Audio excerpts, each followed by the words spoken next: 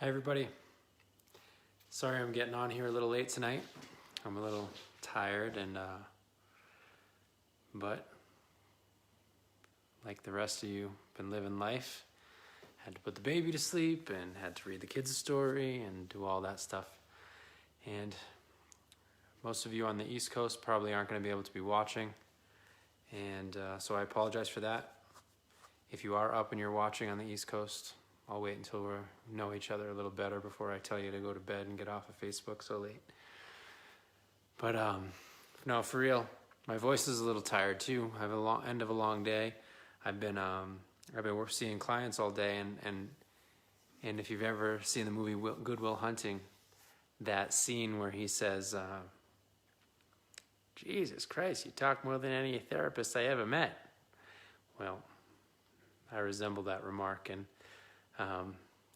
I do a lot of teaching, and so that's one of the things that I want to do tonight here is do a little bit of teaching about something that I think can be helpful. Oh look, I still have a bicky on my finger.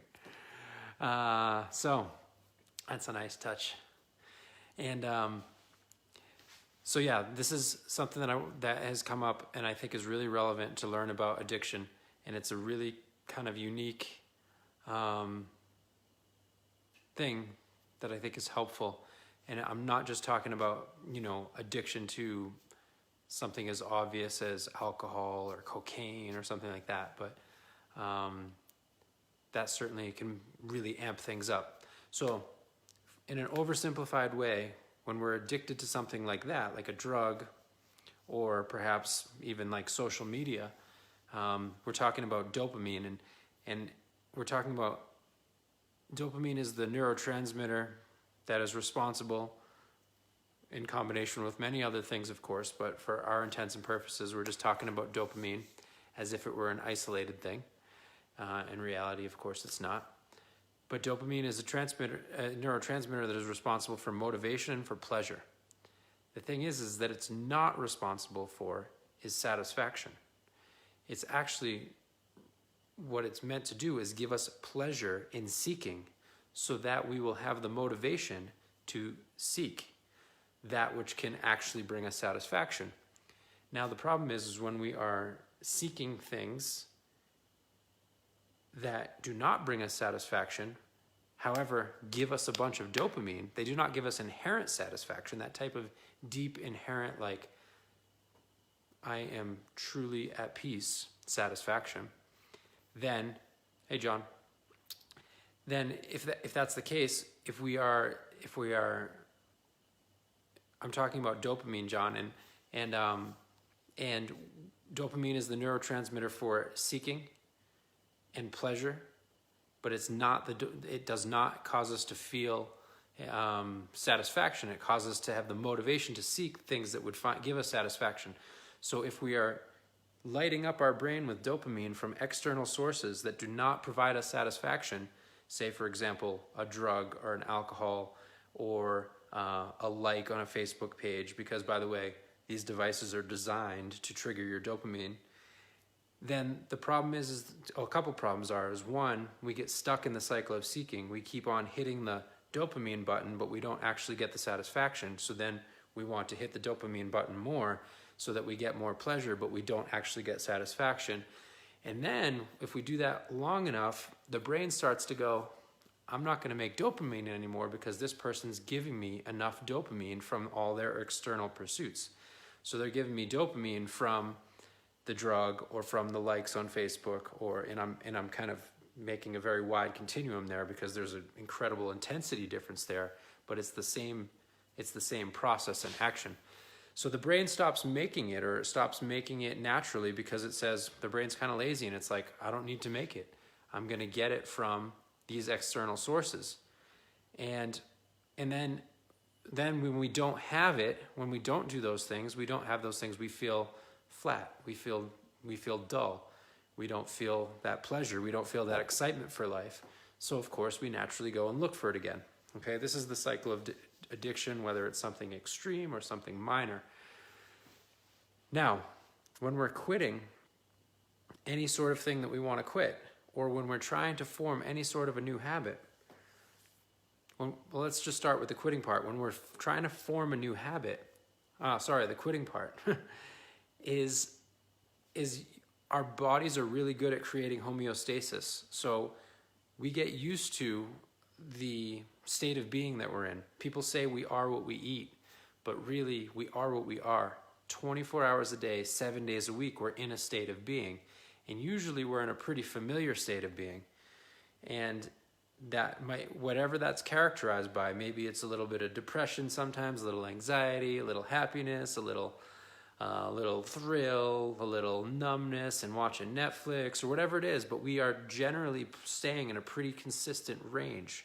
And that state of being becomes like a neurobiological stew that our body, our blood, our heart rate, our organ activity, our brain, our neurotransmitters, our hormones are all kind of get in a familiar set zone. And this actually is our deepest addiction, is to our consistent state of being.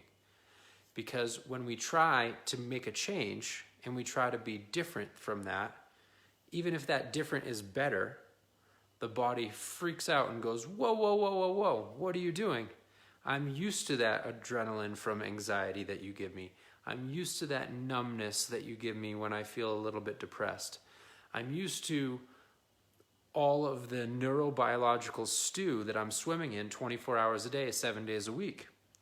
And so when we go to try to make a change, it actually triggers the alarm system in our brain that says, danger, something's wrong, something's off. Even if that change is better, like I said, even if we envision that's something that we want. And this is why we quote unquote self-sabotage. And we return back to the same habits and patterns over and over and over again.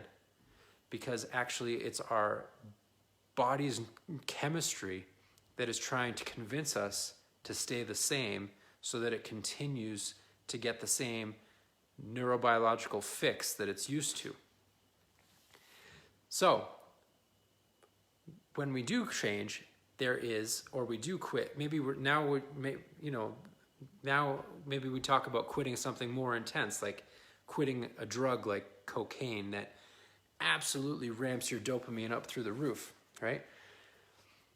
Not only does it not obviously give us satisfaction, it is, because remember, dopamine is just the pleasure and the motivation impulse. It's not the satisfaction impulse. And so we're just kind of hitting the motivation impulse, the pleasure impulse all the time without ever feeling satisfied. Therefore, we want more because we don't feel satisfied. But when we try to quit something like that, or when we just try to create a new habit and we try to become someone different than who we were in the past, we go through a period of withdrawal. And withdrawal, if you're trying to quit a serious drug, usually lasts anywhere from 0 to 15 days. If it's something that's more subtle, it might not last that long. It might not be that intense. But what is happening there is that you had a baseline. Your baseline is used to the way things are, and then you take away the input that your body is used to getting, whether that's from your state of being or from the drug or from the cigarettes or whatever it is, and your baseline goes woof. Because remember, your brain stopped making those chemicals that it got dependent upon, that you're giving it to them through the music that you listen to, through the food that you eat, through the TV shows that you watch, through the things that you think about on a regular basis. Your brain is at baseline, and then it goes boom. And this is withdrawal. And then withdrawal, you're like, your brain is freaking out. Hi, Ruby. Because because the brain is not producing those chemicals that it needs to feel normal. And so when it goes like this, and then you feel awful, right? And then people might relapse, either relapse meaning go back and get the drug so that they feel better, or just go back to being their old self so that they feel normal, so things feel familiar. And then, boom, you come back to your baseline again, and your neurochemistry is like, sweet, I feel normal, I feel okay again. But you might not want to be staying the same. That's the thing. You might want something different than your neurochemistry wants. You might want something different than what you've had in the past, whether that be a drug addiction or an alcohol addiction or something more extreme like that, or that just be like an anxiety habit or a depression pattern. you might want to change. So there's going to be discomfort, okay? And we have to know that you're not, people have to know, people make them, they're like, oh, I'm going to change, but then they're like, oh, but I feel like crap. What's going on? Well, that's because you're in a little bit of withdrawal. Then what happens is the brain is like, uh-oh, they're not giving me that external input anymore. They're not doing those same habits and patterns that I'm used to. They're not taking the drug anymore. Or they're not acting, they decided that they're going to be healthy and happy. And they're like, what? The brain is like, what the heck? I'm used to feeling depressed. I'm used to feeling anxious. And so, but what it does, it says, oh, I guess he's not going to keep giving me those chemicals. So what the brain does is it starts making more neurotransmitters in overdrive. It starts going, whoa, he's not giving me dopamine anymore from 1,000x times dopamine by snorting cocaine, or maybe 100x by binge watching Netflix, or maybe 10x by getting likes on Facebook. Whatever it is, that person, he's not giving me that anymore. So the brain says, I have to start making more of it. And what it does is it kicks into overdrive, and then it goes above baseline. It goes above the baseline where it was at, and it now is in a what is called a honeymoon period. And it's like, in this honeymoon period, we actually feel good. We feel extra motivated. Remember, we have extra dopamine. We feel extra motivated. But the thing is that sometimes people fault and trip up here because I'll give you a moment to think about why. Why would someone, if someone's feeling extra good, actually slip back to their old habits and patterns? Well, it's because they think, I got this. I don't have a problem. It's no big deal.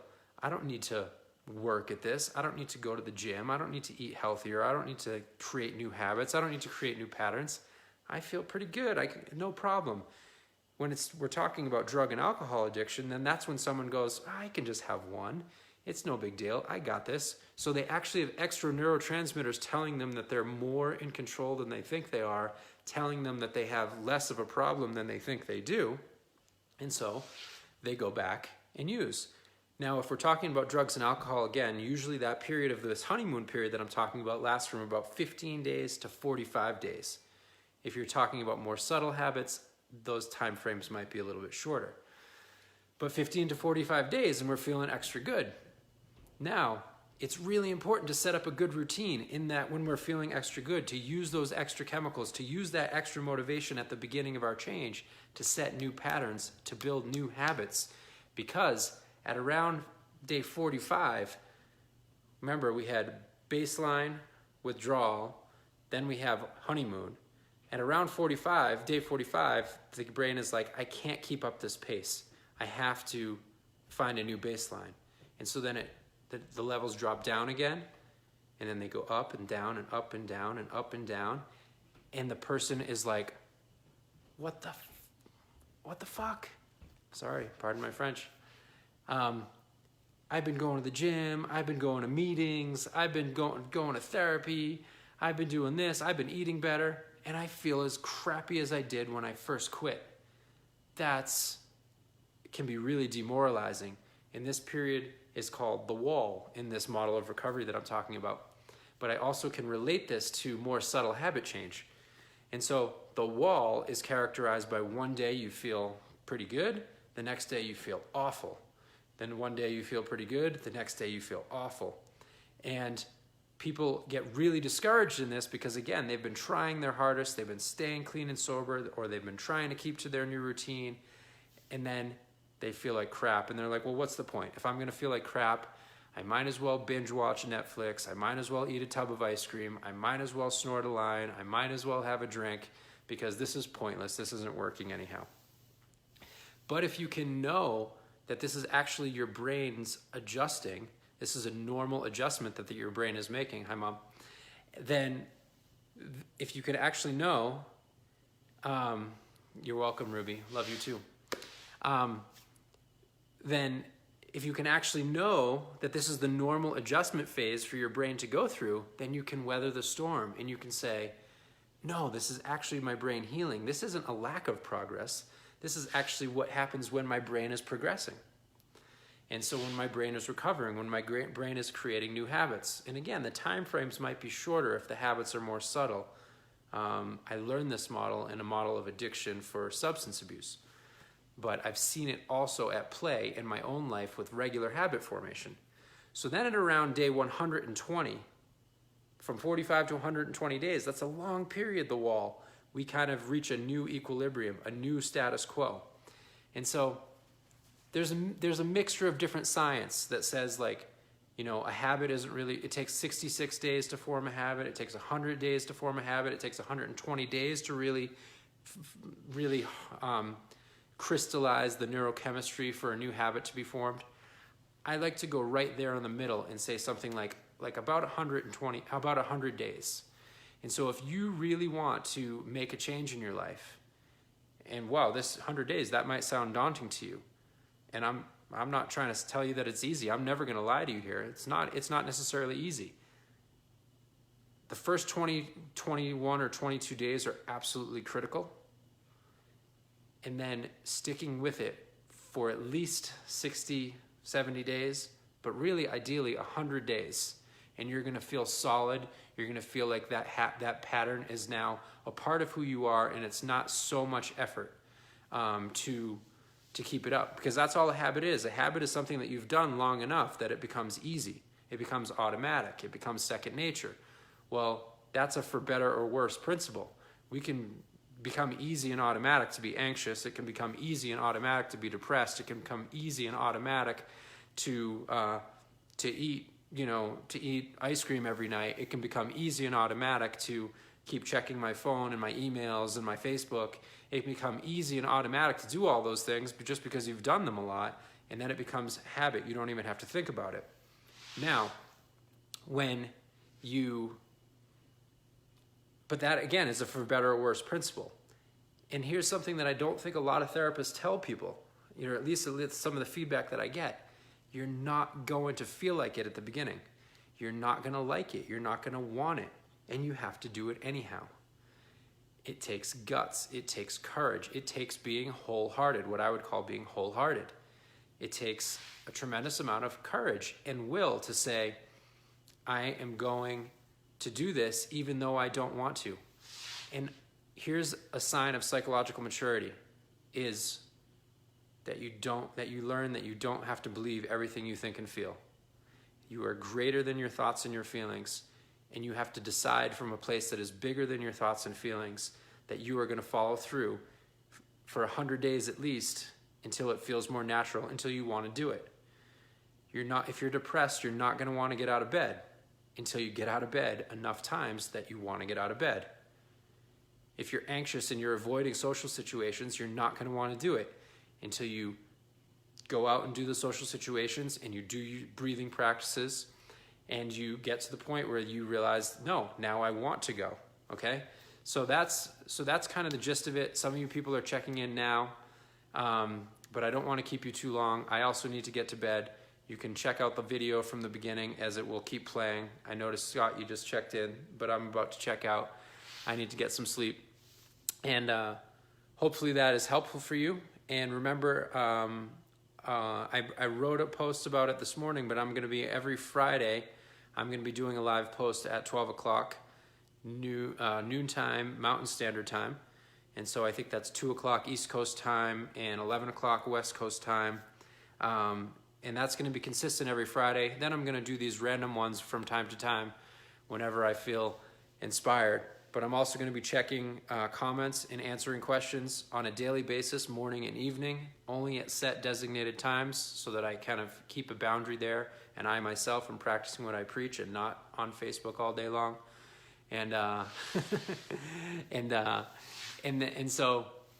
and hi everybody. People are saying hi now, but it's great to see you all. And so that's the way I'm going to do it. And every Friday, so please come with your questions. And what I said in the written post this morning is that I've been studying so much for like 20 years from so many different models, from master's degrees in psychology to spiritual teachings to, martial arts practice to yoga to meditation to Ayurveda to training in clinical hypnosis to certification in dialectical behavioral therapy to certification in clinical and EMDR and all these things, right?